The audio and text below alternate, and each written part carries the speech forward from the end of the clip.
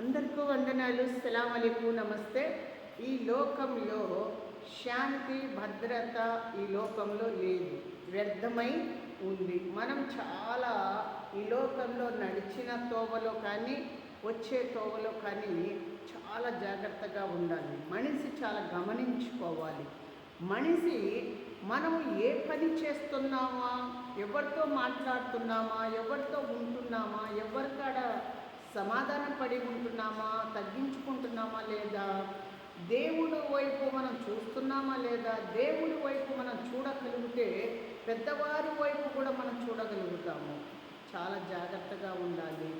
అయ్యా, మనము ఈ లోకము వ్యర్థమై ఉంది, ఈ లోకంలో పాపమై ఉంది, ఈ లోకంలో ప్రతి అవసరము కూడా ఈ లోకంలో తీర్చుకుంటున్నారు. కానీ పరలోకంలో ఏ అవసరము ఉంటుంది మనకి, మనం ఎంత జాగ్రత్తగా ఉంటే పరలోకానికి వెళ్ళగలుగుతామనేది మనం లేకుండా ఉంటున్నాం అన్నమాట. ఆనాడు ఇశ్రాయేలు దేశము కోసము ఎంతోమంది త్యాగము చేసిన వారు ఉన్నారు.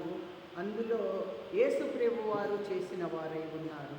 ఆనాడు ఎంతో ఇశ్రాయేలు దేశంలో దేవుడు పుట్టి ఎంతగానో మరి త్యాగము చేశారు. ఆయన భూమి మీదకి వచ్చారు, నడిచారు.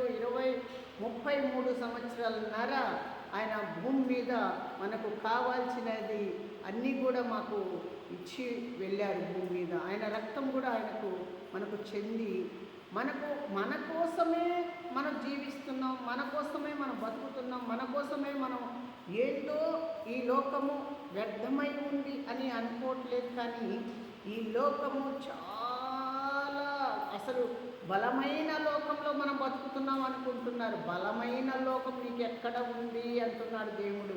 నీకు బలమైన లోకం ఎక్కడ ఉంది, బలమైన శక్తి నీలో ఎక్కడ ఉంది, బలమైన కార్యాలు నువ్వు ఏం చేస్తున్నావు అని దేవుడు చెప్తున్నాడు. నువ్వు చాలా జాగ్రత్తగా ఉండు, చాలా జాగ్రత్తగా మనసుకో, జాగ్రత్తగానే నిలబడు, జాగ్రత్తగానే ఉండాలని దేవుడు చెప్తున్నాడు. నీకు భయమైన లోకంలో నువ్వు ఉండగలిగితే, భయమైన లోకంలో నువ్వు ఉండగలిగితే పరలోకంలో కూడా చాలా జాగ్రత్తగా దేవుడి దగ్గర ఉండగలుగుతాం.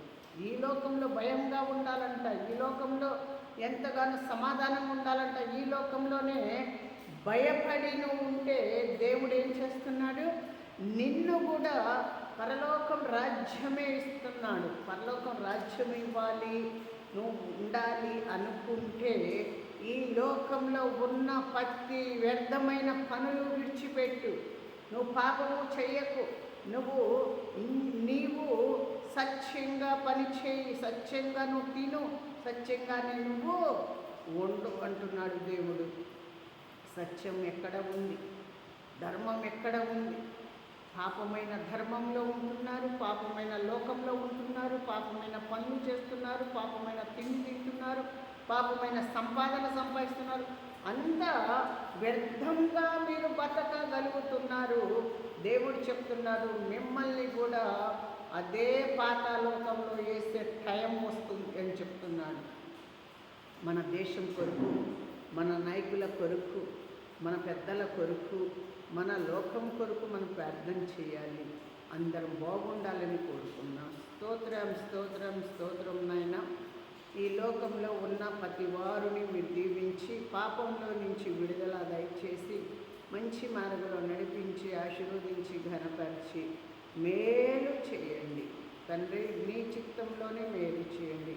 నువ్వే ఆశీర్వదించు, నువ్వే ఘనపరచు, నువ్వే సహాయము దయచేయి అయ్యా. మీ రక్తపు చేతులతో, మీ ఘనమైన పాదాలతో నడిచి ఆశీర్వదించి తండ్రి ఈ లోకానికి బలపరచండి. ఈ లోకంకి అయ్యా మీ రెక్కల కింద భద్రపరచండి అయ్యా. పాడి పంటలు, మంచి వర్షాలు అయ్యా. యేసయ్యా ప్రతి వారిని కూడా ప్రతి కుటుంబానికి నడిచి ఆశీర్వదించి ఘనపరిచి అయ్యా. యేసయ్యా మీకే వందనాలు, మీకే స్తోత్రాలు చెల్లిస్తున్నాం.